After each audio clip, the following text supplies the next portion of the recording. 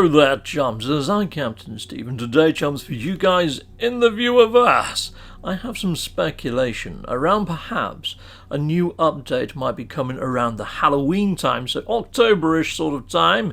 Yeah, based on this station override. I mean, yes, inside of the Expedition 3, we've been gifted with one of these AI master keys for the station override, yet we cannot override the station, and it does not have any rhyme or reason to be in existence as of yet. Now, looking at some of this tech as well, you've got this frame shift catapult, which looks suspiciously like the myth beacon and the dossier meter that we got in the previous expedition. Yes, Beachhead gave us those two things, and they're kind of redundant cross-saves. So we've got a lot of this unused technology that we're getting. So it makes you wonder if some of these things are going to do something else other than stated here. Now I'm thinking I might even keep this save, because of course this ship is not transferable across to other saves, and it's the only one that has this tech in it. So I'm not going to delete this save. This is not going to be a throwaway save. Yet. I mean, I might get rid of it if it doesn't prove to be of use, but it's the only one that's got the station override in, so there's no way I'm going to be deleting this, not yet, heck no. Now, a lot of the stations in previous expeditions have contained travellers, yet the stations that we've gone to in both of these sort of areas of space haven't had a traveller in them, and I'm wondering whether there's a reason behind that. So we haven't actually collected any glyphs as yet with inside of this save, so we can't activate the portal, and we wasn't gifted with actual glyphs to activate the portal either. This little chappy up here is the salvage tech merchant that appeared around the time of Desolation, previous Halloween edition. So if you scroll down here, all this is transferable as well. You can see there it all says available. I've unlocked this in my normal save, so I can just pick all this stuff up in this actual expedition save. So I'm just going to grab all this, might as well, it's freaking free. So here we go, lovely jubbly. And you can see there I'm picking up the actual flesh helmet as well, the horrific flesh helmet. It's a beautiful sort of visage, and I'm wondering whether the actual void, if it does become a thing, might contain the creatures that we see around abandoned buildings, those that we see on derelict freighters that scuttle up the walls, and perhaps even NPC-like characters, a bit like what we've got here, but with that strange head. So yes, I'm going by current lore, where they've been mentioning this realm of glass and the void for some time in multiple different lore aspects, but also each year, well for the last couple of years, we've had a new disturbing sort of update brought into the verse. Hello Games have said a few times that they quite like the creepy side of No Man's Sky, and they kind of see this holiday season as a time to actually enhance that a little bit further. So the first one we got was the Abyss, and you can see the patch notes on the screen now. And there is mention that they like the darker side of the universe, or the darker narrative to No Man's Sky, and it's enhancing that. So here we go, there's a little passage there. But you can see similar sorts of passages inside of the patch notes to Desolation.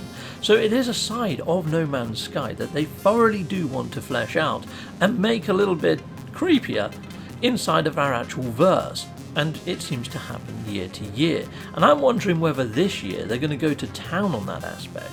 I mean, Sean Murray did mention in previous sort of note that the Foundations, well, the Frontiers update that he was bringing in, is something that is sorely missed and it needs to be brought into the iteration. And then we got Settlements. And I wasn't 100% sure whether Settlements was the thing that they were alluding to, or whether we just got Settlements as something to keep us busy while they were bringing in something like this. I mean, you can see here that Desolations even got titled as Halloween Update. It dropped on the 26th of October. Now, when you look at how long Expedition 3 has taken with the 6 weeks sort of total in time, it kind of brings us around the same sort of point in time to the end state of October. So I'm thinking perhaps it's done on purpose.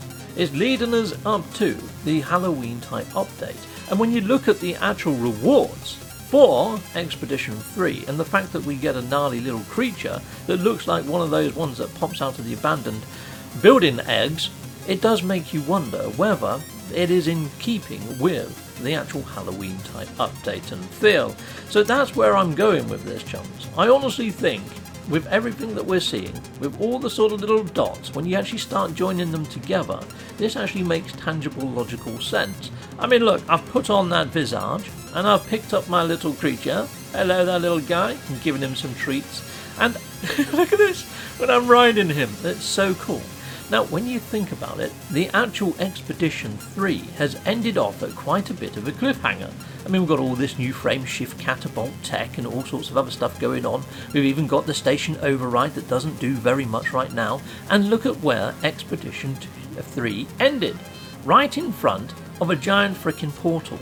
So I'm wondering whether we might get some sort of Halloween update that we can then use these saves for, or whether they might just drop an Expedition 4 and it just continues on from Expedition 3. I know they like to say that they convert the saves to normal, but who's to say that they might not get it, so you can continue on with this Expedition save. Or if you have converted it to normal, then pick it back up. I don't know.